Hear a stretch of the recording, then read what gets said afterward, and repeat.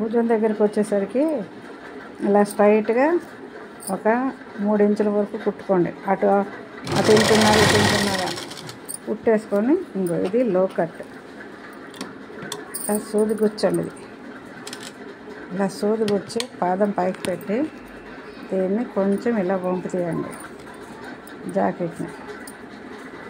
ఇది కొంచెం వంపు ఎక్కువ ఉండాలి. దీన్ని లో కట్ అంటారు.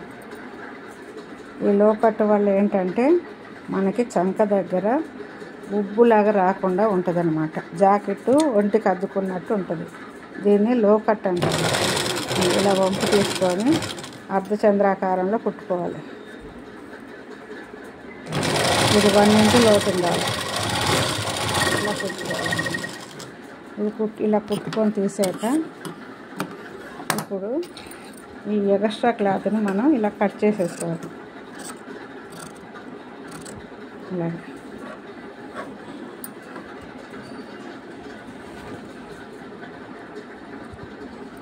ఎక్స్ట్రా క్లాత్ని ఇలా కట్ చేసుకొని ఇలా తీసుకోవాలి. అంటే మనం ఇంత వంపు తిప్పామన్నమాట. ఇంత క్లాత్ ఇక్కడ చూడండి. ఇక్కడ కూడా వెనక కూడా మనం వంపు తిప్పుకున్నాం కదా, దీన్ని కూడా ఇలా సమానంగా కట్ చేసి తీసేసుకోవాలి.